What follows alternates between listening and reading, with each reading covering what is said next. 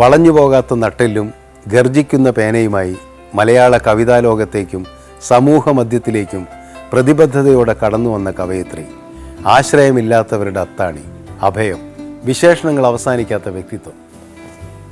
ആദരപൂർവ്വം ഈ സമാഗമ വേദിയിലേക്ക് നമുക്ക് സ്വാഗതം ചെയ്യാം ശ്രീമതി സുഗതകുമാരി.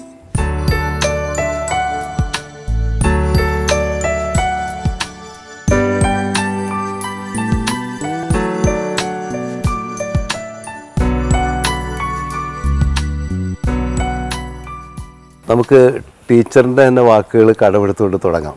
അച്ഛൻ പണ്ട് രോഗശൈലിയിൽ കിടക്കുമ്പോൾ ഞാൻ നിനക്കൊന്നും തന്നില്ലല്ലോ മോളെ എന്ന് പറഞ്ഞ് അച്ഛൻ വിലപിച്ചപ്പോൾ ടീച്ചർ പറഞ്ഞ വാക്കുകളുണ്ട്. എനിക്ക് അച്ഛനൊരു പേന തന്നില്ലേ, നട്ടില് തന്നില്ലേ, വളയാത്തൊരു നട്ടില് തന്നില്ലേ എന്ന്.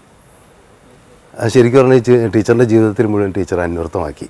ഏറ്റവും വലിയ അനുഗ്രഹം അതായിരുന്നു എന്ന് തോന്നുന്നു. എൻ്റെ അച്ഛനെ പോലുള്ള ഒരാൾക്ക് അതിനപ്പുറം എന്താണ് തരാൻ സാധിക്കുക? ജീവിതം മുഴുവനും ഈ വളരെ ഭൗതികമായ ആ ഒരു വീക്ഷണത്തിൽ കൂടെ നോക്കിയാൽ വെറുതെ നഷ്ടപ്പെടുത്തിയ ഒരാളെന്ന് തോന്നും. അച്ഛന് സ്വന്തമായിട്ടുണ്ടായിരുന്ന കുറച്ച് കവിതകളും കുറേ ദേശീയ പ്രവർത്തനവും കുറേയധികം പ്രസംഗങ്ങളും ഒന്നും ശരിയായില്ല എന്നുള്ള ഒരു നിറഞ്ഞ ഒരു വിഷാദവും മാത്രം. അദ്വൈതിയായിരുന്നു. ചട്ടമ്പി സ്വാമിയുടെയും നാരായണഗുരു സ്വാമിയുടെയും ഒക്കെ ശിഷ്യനായിരുന്നു. വിവേകാനന്ദ സ്വാമിയായിരുന്നു അച്ഛൻ്റെ പൂജാവിഗ്രഹം. അവരുടെയൊക്കെ ശിഷ്യനായിരുന്ന ഒരാൾ പെട്ടെന്ന് ദുഃഖത്തോടെ ഇങ്ങനെ പറഞ്ഞപ്പോൾ, ഒരു പേന തന്നല്ലോ, ഒരു നട്ടെല്ല് തന്നല്ലോ, അത്രയും പോരെ അച്ഛാന്ന് ചോദിച്ചപ്പോൾ, മതിയോ? ധാരാളം മതി. ആ പേന കൊണ്ട് ഈ സമൂഹത്തിന് നേരെ നോക്കിയ ആർദ്രമായ വിഷാദത്തോടുകൂടി കവിതകളും ഒപ്പം ഗർജിക്കുന്ന സ്വരത്തിലും ഒക്കെ എഴുതുകയും ഒരിക്കലും വളയാത്ത നട്ടലായി സമൂഹത്തിൻ്റെ മുമ്പിൽ നിൽക്കുകയും ചെയ്ത കുറേ ദശാബ്ദങ്ങളുണ്ട് ടീച്ചറുടെ ജീവിതത്തിൽ. പിന്നീട് തിരിഞ്ഞു നോക്കുമ്പോൾ എനിക്ക് വൈലോപ്പള്ളിയുടെ വരികളാണ് ഓർമ്മ വരുന്നത്. ഒരു ചെറു പൂവിലൊതുങ്ങും അതിൻ ചിരി, കടലിലും കൊള്ളില്ല അതിൻ്റെ കണ്ണീർ. അതാണ് സത്യം. എൻ്റെ ജീവിതത്തെ സംബന്ധിച്ച് അത് വലിയ സത്യമാണ്. ഒരുപാട് പ്രയത്നിച്ചു, കുറേ എന്തൊക്കെയോ എഴുതി. അതെൻ്റെ ആവശ്യമായിരുന്നു എഴുത്തെന്ന് പറയുന്നത്. മുമ്പിൽ സൈലൻ്റ് വാലിയുടെ പച്ചപ്പ് ഇപ്പോഴും കണ്ണും മനസ്സും കുളിർപ്പിച്ച് നിൽക്കുന്നുണ്ട്. അതിലൊക്കെ പങ്കാളിയാകാൻ സാധിച്ചു എന്നുള്ള ഒരു വലിയ കാര്യം.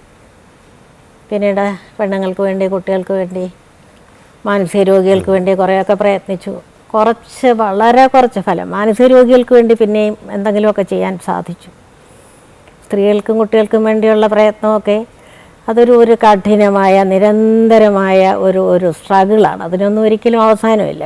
എന്നെപ്പോലുള്ള ഒരാൾക്കതൊക്കെ വലിയ വിഷമം ഉണ്ടാക്കുന്ന കാര്യങ്ങളാണ്. എങ്കിലും ഇത്തിരി അല്പം വളരെ ചെയ്യാൻ, ഒരു ചെറുപൂവിൽ ഒതുങ്ങും അതിന് ചിരി എന്ന് പറഞ്ഞാൽ കുറച്ചൊക്കെ സാധിക്കുന്നു.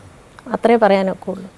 അച്ഛൻ പകർന്നു തന്ന വിഷാദമാണോ അതോ ഒന്നും ചെയ്യാൻ കഴിഞ്ഞില്ല എന്നുള്ളൊരു വിഷാദമാണോ ടീച്ചറുടെ മുഖത്ത് എപ്പോഴും? അച്ഛൻ വിഷാദം ഉള്ള ആളായിരുന്നില്ല. അച്ഛൻ വീരനായിരുന്നു. എൻ്റെ കൊള്ളരുതായ്മയായിരിക്കും എൻ്റെ വിഷാദം. എത്ര മഹത്തുക്കളുടെ വാക്കുകൾ കേൾക്കാൻ ശ്രമിച്ചിട്ടും വായിച്ചിട്ടും പഠിച്ചിട്ടും മനനം ചെയ്തിട്ടുമൊക്കെ അവിടെ വരെയൊക്കെ എത്തിയിട്ടുള്ളൂ ഞാൻ.